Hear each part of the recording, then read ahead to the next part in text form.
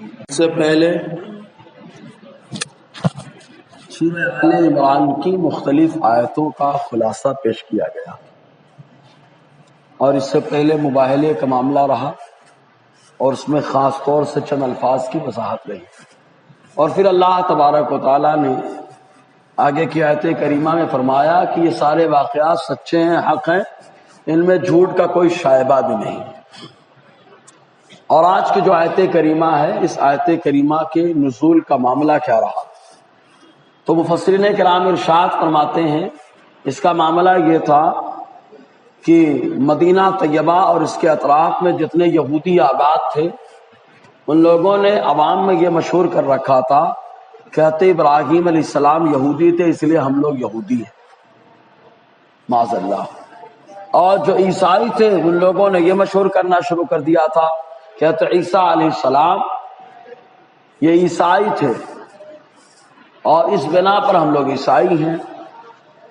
ایسا بھی اتفاق ہوا کہ آپس میں ایک مرتبہ ان لوگوں میں مباحثہ ہو گیا، بات بہت زیادہ بڑھ گئی۔ یہودیوں نے یہ کہنا شروع کر دیا، کہتے ابراہیم علیہ السلام یہودی رہے، اور عیسائیوں نے یہ کہنا شروع کیا، کہتے ابراہیم علیہ السلام عیسائی رہے، اور بہت زبردست انداز میں مباحثہ ہوا۔ تو ان لوگوں نے کہا ایسا کرتے ہیں، فیصل کے طور پر حضور صلی اللہ علیہ وسلم کی بارگاہ میں چلتے ہیں، وہاں بات رکھتے ہیں اور دیکھتے ہیں کہ کیا معاملہ ہے۔ چنانچہ یہ لوگ حضور صلی اللہ علیہ وسلم کے پاس پہنچے، اور پہنچنے کے بعد ان لوگوں نے کہا، یہودیوں نے کہ عیسیٰ ابراہیم علیہ السلام یہودی تھے اس لیے ہم لوگ یہودی ہیں۔ عیسائیوں نے کہا نہیں، ابراہیم علیہ السلام عیسائی تھے اس لیے ہم لوگ عیسائی ہیں۔ حضور نے فرمایا تم دونوں جھوٹے ہو، تم دونوں جھوٹے ہو، تم دونوں غلط ہو، تم دونوں غلط کہتے ہو۔ ابراہیم علیہ السلام نہ یہودی رہے نہ عیسائی رہے، ابراہیم علیہ السلام وہ تو دین حنیف پر رہے، وہی دین حنیف جس کی ترویج و اشاعت کے لیے اللہ تعالیٰ نے مجھے جلوگر فرمایا۔ حضور صلی اللہ علیہ وسلم نے دونوں کی تردید فرمائی، اور نمونے کے طور پر چند باتیں حضور نے پیش فرمائی۔ کہتے ابراہیم علیہ السلام جن باتوں کی تعلیمات دیا کرتے تھے آج بھی ہم وہی بات کی تعلیم دے رہے ہیں۔ حضرت ابراہیم علیہ السلام نے ایک خدا کی عبادت کا ذہن دیا کہ اللہ ایک ہے، اس کا کوئی شریک نہیں ہے، اور ہم بھی یہی تعلیم دیتے ہیں کہ ہم بھی اللہ تعالیٰ کو ایک مانتے، اس کے علاوہ کوئی لائق عبادت نہیں۔ اور کہا تمہارا معاملہ تو تم میں سے بہت سارے لوگ دھوکہ کھائے بیٹھے، کسی نے دھوکہ کھایا تو کہا کہتے عزیر علیہ السلام اللہ کے بیٹے ہیں، اور کوئی یہ دھوکہ کھایا بیٹھا ہے کہتے عیسیٰ کے بارے میں کہتے ہیں، کہتے عیسیٰ علیہ السلام معاذ اللہ اللہ کے بیٹے ہیں۔ کوئی کہتا ہے اللہ تعالیٰ جو ہے عیسیٰ علیہ السلام کو معبود بنا لیا، اقلیم ثلاثہ کا قائل ہو گیا۔ اور ہم آج بھی وہی کہتے ہیں جو حضرت ابراہیم علیہ السلام کہتے رہے، اللہ ایک ہے، اللہ ایک ہے، اور آج ہم بھی توحید کی دعوت دے رہے ہیں۔ تو اس موقع پہ اللہ تبارک و تعالیٰ نے آیت کریمہ نازل فرمائی اور اپنے محبوب صلی اللہ علیہ وسلم کی تائید عطا فرمائی کہ میرا محبوب جو کہتا ہے وہ سچ کہہ رہا ہے۔ اس لیے اللہ تعالیٰ ارشاد فرماتا ہے، قل اے محبوب کہہ دو۔ اللہ تعالیٰ چاہے تو ڈائریکٹ کہلوائے لیکن اپنے محبوب کی زبان سے کہلواتا ہے، ڈائریکٹ بھی اللہ تعالیٰ کہہ سکتا ہے نا، لیکن آپ کہیں گے اللہ تعالیٰ کی بات، خالق کی بات، نور کی بات یہ مٹی والا انسان کیا سمجھ پائے گا؟ تو ظاہر سی بات ہے اب نور سے بات کرنے کے لیے مٹی بات کرنی چاہے تو نہیں کر پائے۔ مثال دیتا ہوں، خالی تقریب فہم کے لیے تشبیہ دینا مقصود نہیں ہے۔ مثال کے طور پر انسان کی بولی کو سمجھتا ہے، پرندے کی بولی کو سمجھتے ہیں، جانور کی بولی کو سمجھتے ہیں، درخت اپنے انداز سے بات کرتے ہیں، جو جس قبیلے سے ہوتا ہے، جس قبیل سے وہ ویسی بات کرتا ہے۔ تو اب اللہ تعالیٰ تو نور ہے، اس سے مٹی کیسے بات کر لے؟ تو اب ضرورت تھی ایسی ذات کی جو مٹی سے بھی بات کر لے اور نور سے بھی بات کر لے۔ تو ایسے موقع پہ اللہ تعالیٰ نے ایک وسیلہ رکھا جس کو اللہ تعالیٰ نے نور مجسم بنا کر کے بھیجا۔ وہ نور مجسم جب ضرورت پڑی مخلوق سے بات کرنے کے لیے تو بشری لبادہ پہن کر کے آیا ہے، اور جب ضرورت پڑی نور سے بات کرنے کے لیے تو اللہ تبارک و تعالیٰ نے اپنی قدرت کا اظہار فرمایا۔ تو نور مجسم بنا کر کے بھیجا. تو اپنے محبوب کی زبان کی اہمیت سمجھانے کے لیے رب فرماتا ہے محبوب آپ بول دو، آپ بتا دو ان کو. اللہ تعالیٰ فرماتا ہے قل، محبوب آپ کہو یا اہل الکتاب، اے کتاب والو.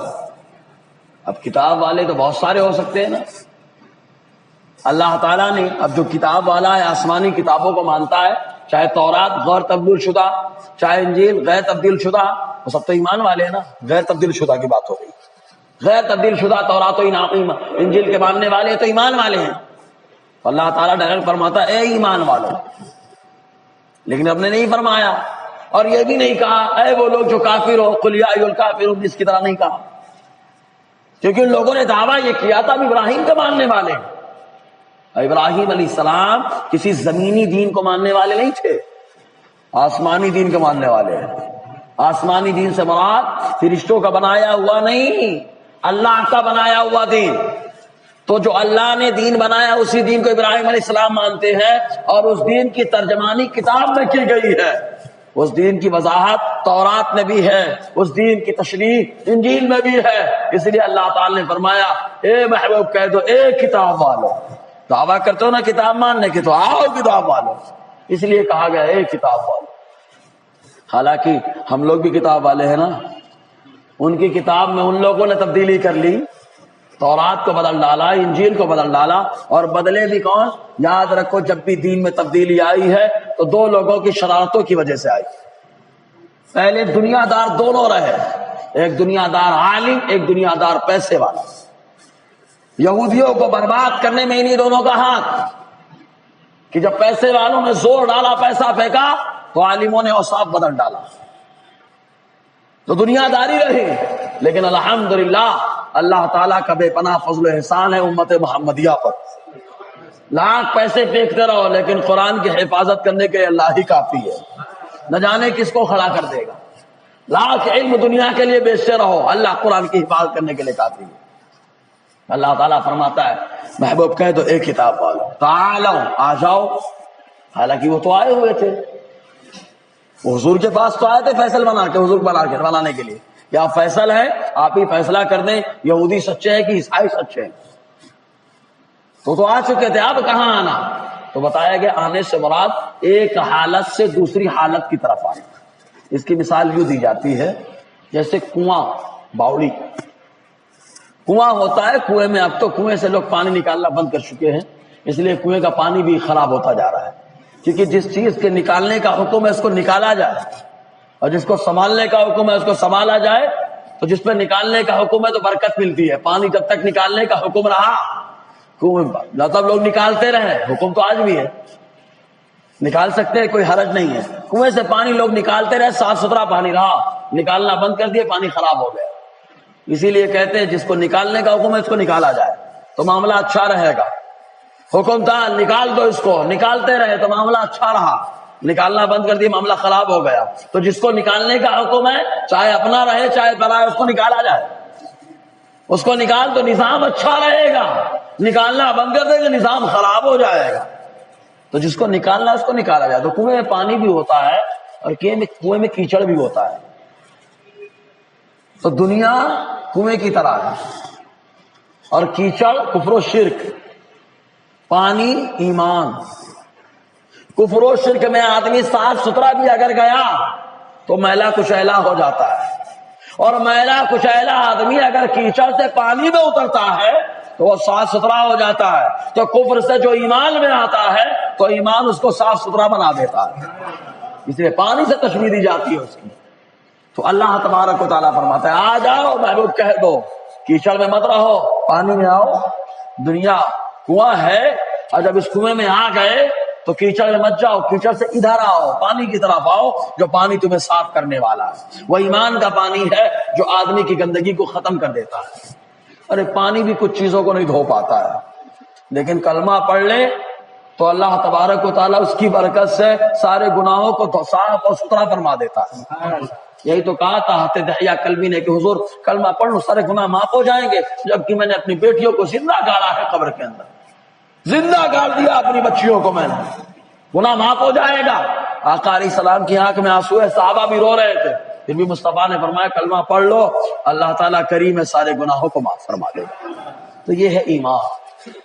تو حالت کے بارے میں بتایا گیا، کفر و شرک کی حالت چھوڑو، ایمان کی حالت میں آؤ، تعالوا آ جاؤ، آؤ۔ تو اب آدمی کبھی کبھی بات کرتا ہے، ہم کیسے آپ پر اتفاق کر لیں، تو ہم لوگ ایسی بات نکالتے ہیں کہ دونوں مانتے ہو، دونوں مانتے ہو، آپ بھی مانتے ہیں ہم بھی مانتے ہیں، معاملہ کلیئر کرتے ہیں، آپ بھی مانتے ہیں ہم بھی مانتے ہیں۔ تو تم لوگ یہ مانتے ہو نا، اے یہودیو، اے نصرانیو، اے اہل کتاب، تم تو یہ مانتے ہو نا کہ اللہ ایک ہے؟ اگر مانتے ہو تو آؤ۔ حضور نے یہی تو خط لکھ کے بھیجا تھا اس وقت جب آقا علیہ السلام نے نبوت کا اعلان کیا تو دو بادشاہت کا بڑا زور تھا، ایک روم کی بادشاہت، دوسرے کسرا کی بادشاہت، فارس کی بادشاہت۔ اور روم کے بادشاہ کو جب خط لکھا تو جانتے کیا اس نے کہا تھا؟ اگر میں وہاں ہوتا تو میں ان کے قدموں کو دھو کر کے، جو پانی قدموں سے دھون سے نکلتا، میں اس پانی کو پی لیتا۔ اور ایک روایت میں ہے کہ میں ان کے قدموں کا بوسہ لے لیتا، لیکن بادشاہت کا ڈر ہے، بادشاہت کا ڈر۔ تو حضور کی خط کی عزت کی تو کچھ سالوں تک اس کی حکومت باقی رہی، کئی سالوں تک بلکہ باقی رہی۔ لیکن فارس کے بادشاہ کسرا نے جب حضور نے خط بھیجا تو اس نے جو ہے خط پھاڑ دیا، رات ہی میں قتل کر دیا گیا، حکومت آگے چل کے ختم ہو گئی۔ یہ مصطفیٰ کی خط کی برکت ہے کہ جو سنبھال رہا ہے حکومت نے بچا ہوا ہے، اور جو پھاڑ رہا ہے پھٹ جا رہا ہے۔ تو اللہ تبارک و تعالیٰ فرماتا یہی پیغام مصطفیٰ نے اس وقت دیا تھا، اے روم کے باشندے، اے روم کے بادشاہ، آ جا ایمان لیا ایسی بات پر جس کو تو بھی مانتا ہے میں بھی مانتا ہوں۔ کون سی بات ہے؟ اللہ کے علاوہ کوئی لائق عبادت نہیں، یہ بنیاد ہے ہر آسمانی دین کی، اللہ کے علاوہ کوئی لائق عبادت نہیں ہے۔ جی تو اللہ تعالیٰ فرماتا ہے محبوب کہو تعالوا آ جاؤ الی کلمۃ سواء بیننا و بینکم، ایک ایسی بات کی طرف جو برابر ہے ہمارے اور تمہارے درمیان۔ کون سی بات ہے؟ کون برابر ہے؟ اللہ نعبد الا اللہ، کہ اللہ کے علاوہ ہم کسی کی عبادت نہ کریں، صرف اللہ کی بندگی کریں۔ آج انسان اللہ کی بندگی زیادہ انسان کی بندگی کر رہا ہے۔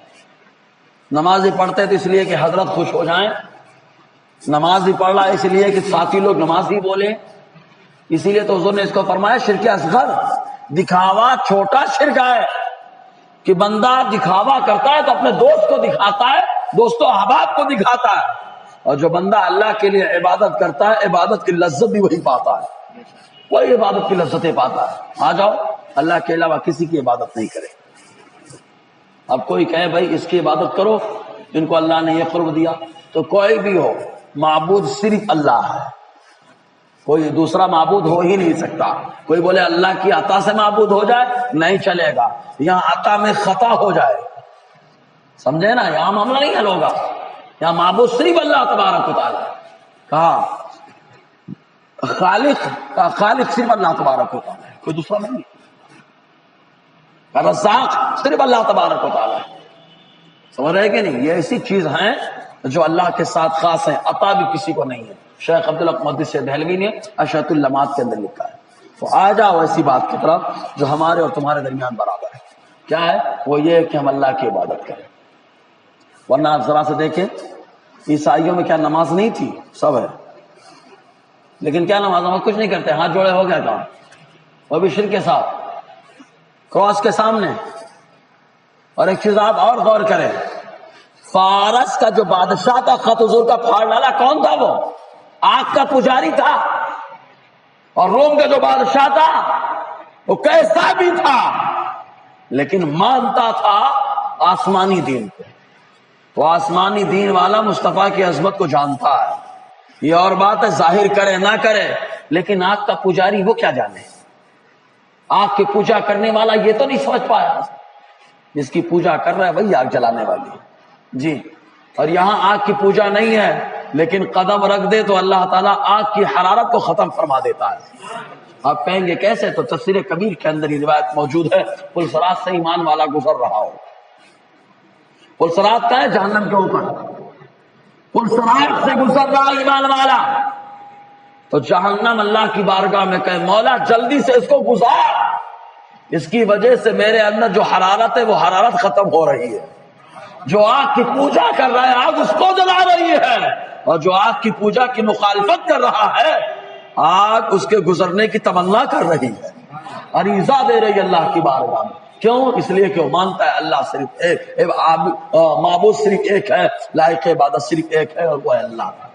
جی تو اللہ تعالیٰ فرماتا ہے کہہ دو وَلَا نُشْرِكَ بِهِ شَيْئًا، اور ہم اس کے ساتھ کسی کو شریک نہ ٹھہرائیں۔ ان لوگوں نے کیا کیا تھا؟ عزیر علیہ السلام کو اللہ کا بیٹا کہہ دیا، اور حضرت عیسیٰ علیہ السلام کو اللہ کا بیٹا کہا، معاذ اللہ۔ یہودیوں نے عزیر علیہ السلام کو، نصرانیوں نے حضرت عیسیٰ کو۔ اچھا، عرب کے باشندے بھی دھوکہ کھائے تھے، عرب کے باشندوں نے بھی جو ہے نا فرشتوں کو اللہ کی بیٹیاں کہنا شروع کر دیا تھا۔ الکم الذکر ولہ الانثی، اللہ تعالیٰ فرماتا ہے تم لوگ یہ سمجھتے ہو تمہارے لیے مذکر ہے موضوع اور اللہ کے لیے عورتیں، اور دلیل کیا پیش کرتے ہیں معلوم؟ کہ عورتیں پردے میں رہتی ہیں۔ زمانے جاہلیت کے لوگ ہیں لیکن سمجھتے ہیں کہ عورت کو پردے میں رکھنا، عورت کو پردے میں رکھنا سمجھتے ہیں، یہ نہ جانے کون سی جاہلیت میں زندگی گزار رہا ہے جو عورت کو سامنے لا کے اس کی نمائش کر رہے ہیں۔ حضور صلی اللہ علیہ وسلم نے بڑی مذمت فرمائی ایسے ماحول کی۔ بہرحال تو ان لوگوں نے کیا کہا؟ عورتیں فرشتے اللہ کی بیٹیاں ہیں۔ کیا دلیل پیش کی؟ کہا اس لیے کہ بیٹیاں پردے میں رہتی ہیں تو فرشتے دکھائی نہیں دیتے تو اللہ کی بیٹیاں ہیں، ماشاء اللہ، تو ان کی تردید کی گئی۔ اور بیٹا جو ہوتا ہے وہ اپنے باپ کے مشابہ ہوتا ہے، سیٹ کا بیٹا سیٹ، صحیح ہے کہ نہیں؟ بس ایک مسئلہ حل نہیں ہوتا، حافظ کا بیٹا حافظ بنتا رہے تو اچھا ہے، عالم کا بیٹا عالم بنتا رہے تو اچھا ہے، سیٹ کا بیٹا سیٹ بنتا رہے اچھا ہے، لیکن دیندار کا بیٹا دنیا دار کیسے بن جاتا ہے؟ یہ نہیں سمجھ میں آتی ہے بات کہ دیندار باپ ہوتا ہے لیکن بیٹا دنیا دار ہوتا ہے۔ وجہ کیا ہے؟ وجہ صرف ایک ہے، ٹھنڈی کا موسم ہے، ہم لوگ نماز کے لیے چل پڑے تو اپنے بچے کو چادر اڑا کے آتے ہیں۔ کیوں؟ بولے بیٹے کو سردی نہ لگ جائے، سردی سے تو بچانے کا آپ نے انتظام کر دیا، جہنم سے بچانے کا؟ خالی اکیلے جنت میں جائیں گے آپ کا ماحول خراب ہوا۔ ہونا یہ چاہیے تھا کہ بیٹے کو گھر والوں کو اٹھا کر کے نماز کے لیے کھڑا کر دیتے تو الحمدللہ آپ بھی دیندار ہوتے، بچوں میں بھی دینداری منتقل ہو جاتی ہے نا۔ تو یہ ہونا چاہیے دینداری، لیکن آپ دیکھنے میں باپ تو دیندار ہوتا ہے، یا تو بیٹا اپنی مرضی سے دنیا دار ہو جاتا ہے یا باپ خود ہی جو ہے نا دنیا دار بنا دیتا ہے۔ اللہ تعالیٰ ہمارے گھروں میں دینی ماحول پیدا فرمائے۔ جی تو ان کے اللہ کے ساتھ کسی کو شریک نہ ٹھہرا ہے۔ اب ایک چیز اور، یہودیوں نے کیا ہے علماء کو اپنا سب کچھ بنا لیا تھا، اور ان کے علماء جو دنیا دار، اکثر دنیا دار تھے، ان میں اکثر دنیا دار، اسی لیے دنیا داری سیکھے۔ جو دیندار تھے وہ کلمہ پڑھ کے مشرف اسلام ہو گئے، جیسے عبداللہ ابن سلام ہے، ان کا پورا گروپ علماء کا گروپ تھا، سب کلمہ پڑھ کے مشرف اسلام ہو گئے۔ باقیوں نے کیا کہا؟ نہیں ہماری حکومت جاتی رہے گی، جیسے آج کے دور میں شرعی مسئلہ بتا دیں گے کہیں ایسا تو نہیں ہے لوگ ماننا چھوڑ دیں۔ ارے یار، ماننا نہ ماننا انسان کے ماننے سے کوئی شان بڑے ضروری نہیں ہے۔ اللہ تعالیٰ اگر کرم فرماتا ہے تو شان بلند ہوتی ہے، بظاہر تکلیف ضرور ہوتی ہے لیکن اصل یہی ہے۔ تو ان لوگوں نے کیا کیا تھا؟ شرعی مسئلے بدل لے گئے۔ تو جب حضور نے بتایا کہ حضرت عیسیٰ ابراہیم علیہ السلام نہ عیسائی نہ یہودی، تو ان لوگوں نے جملہ کہا آپ چاہتے ہیں کہ ہم آپ کو اپنا بڑا بنا لیں، آپ کو اپنا رب بنا لیں، جیسے کہ ہم نے عزیر علیہ السلام کو بنایا ہے؟ یہودیوں نے کہا، نصرانیوں نے کہا ایسا چاہتے ہیں بنا لیں گے جیسا ہم نے عیسیٰ علیہ السلام کو بنایا۔ تو اللہ تبارک و تعالیٰ فرماتا ہے محبوب ان سے کہو ہم لوگ اللہ کی عبادت کرتے ہیں، اللہ ہمارا رب ہے، ہم میں سے بعض کو رب نہیں بناتا، رب رب ہے، رب کو بنایا نہیں جاتا، رب تو سب کو بناتا ہے۔ اسی تعلق سے اللہ تعالیٰ فرماتا ہے وَلَا يَتَّخِذَ بَعْضُنَا بَعْضًا أَرْبَابًا مِن دُونِ اللَّهِ، اور نہ بنائے ہم میں کا بعض دوسرے کو اور رب اللہ کو چھوڑ کر کے۔ وہ رب بنانے کی کوئی ضرورت نہیں ہے، اگر مانتے ہو تو ٹھیک ہے، فَإِن تَوَلَّوْا، اگر نہ مانو منہ پھیر کر کے چلے جاؤ، فَقُولُوا، تو محبوب اپنے صحابیوں سے کہہ دو اور آپ خود کہہ دو، اشہدوا، گواہ بن دو کہ ہم لوگ مسلمان ہیں۔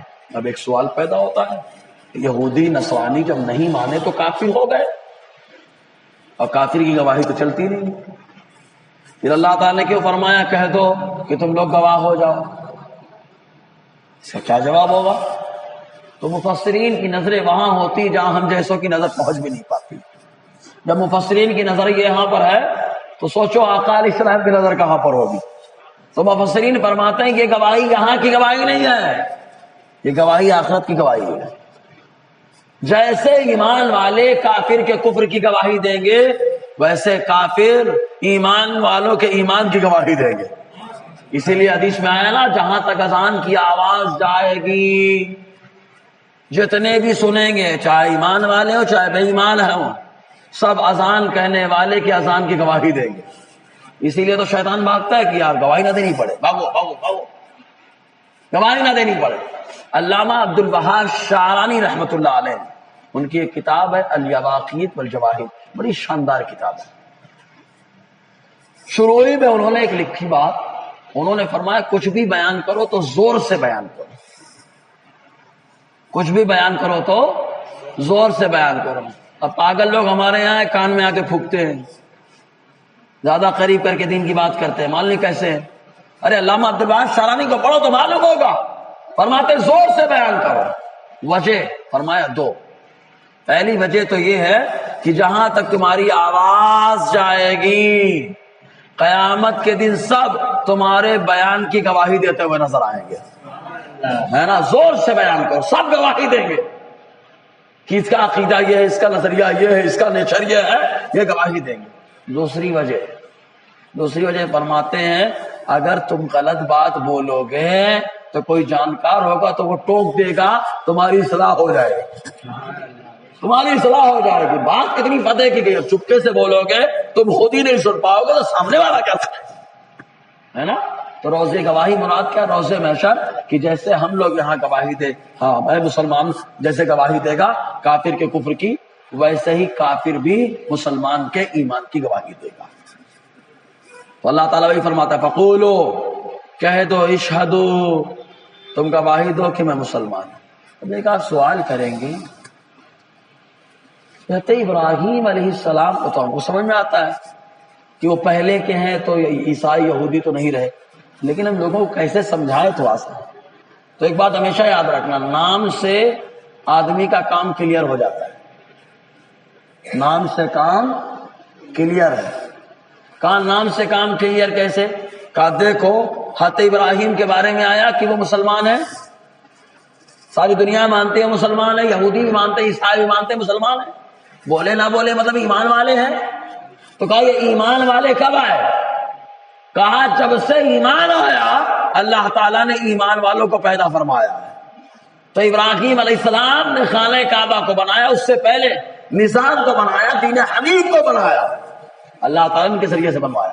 تو دین حنیف پہلے آیا تو ظاہر سی بات ہے دین حنیف کا ماننے والا بھی تو پہلے ہی آئے گا، سمجھ رہے کہ نہیں. اور نام سے عیسائی، عیسیٰ علیہ السلام ہے نا.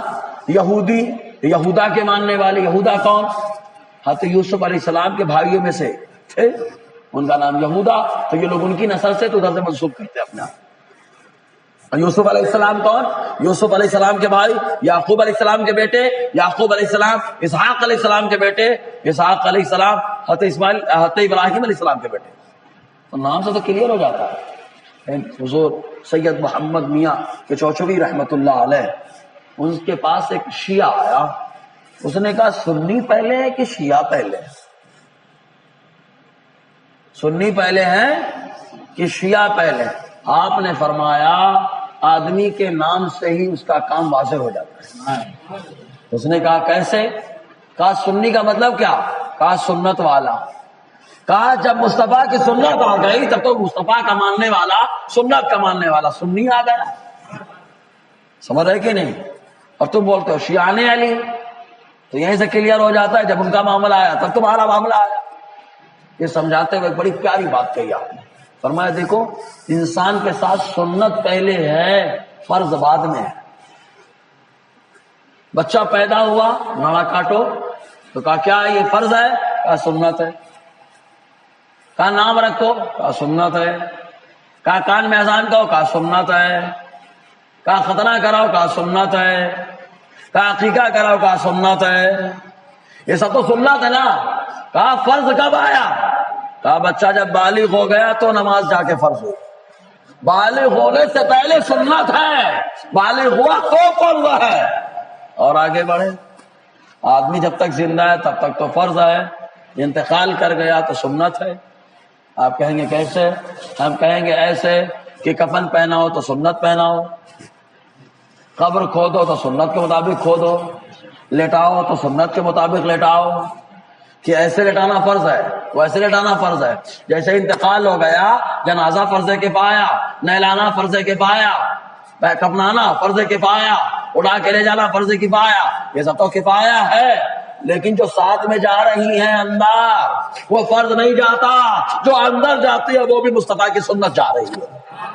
تو سنت ہر جگہ پہلے بھی ہے، ابتدا بھی سنت سے ہے، انتہا بھی سنت پہ ہے۔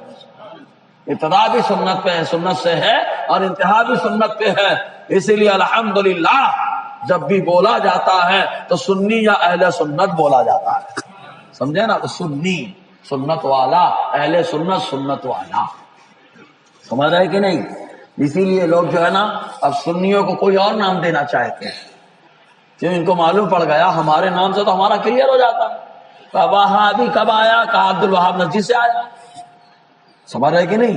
جب وہ آیا تب یہ آیا۔ کہا سنی کب آیا؟ کہا جب مصطفیٰ کی سنت آئی تو سنی تب سے آ گیا، سمجھ رہے کہ نام سے بہت ساری چیزیں کلیئر ہو جاتی ہیں۔ اسی لیے زبردستی ہم کو بریلوی کہا جا رہا ہے، تاکہ بریلی کا معاملہ فٹ کر دیا جائے۔ ان پاگلوں کو یہی نہیں معلوم ہے کہ چلو امام احمد رضا خان کو تم منسوب کر رہے، اس سے پہلے شیخ عبدالحق محدث دہلوی کو کیا کہو گے؟ شیخ عبدالعزیز محدث دہلوی کو کیا کہو گے؟ علامہ فضل خیر آبادی کو کیا کہو گے جنہوں نے فتویٰ ٹھوکا، بلکہ ٹھوکا نہیں لگایا، کس پر؟ اسماعیل دہلوی پر، سمجھ رہے کہ نہیں؟ تو انہوں نے پہلے کہہ دیا وہ کون ہے، وہ بریلوی ہے کیا؟ ارے وہ تو بریلوی لینے والے بھی نہیں، رہے دلی میں، رہے فضل خیر آباد میں، سیتاپور میں، وہ بریلوی کیسے ہو گئے؟ تو وہ کہیں گے جو عقیدہ ان کا ہے وہ عقیدہ ان کا ہے، تو کہیں ان کو سب کو کیا کہا جاتا ہے؟ کہا سب کو سنی ہی کہا جاتا ہے، سمجھ رہے کہ نہیں آپ؟ تو نام سے آدمی کا کام کلیئر ہو جاتا ہے۔ تو دین ابراہیم، دین حنیف، دین حنیف، حنیف مانے الگ تھلگ، الگ تھلگ کرنے والا دین۔ کہا کس سے الگ کرنے والا؟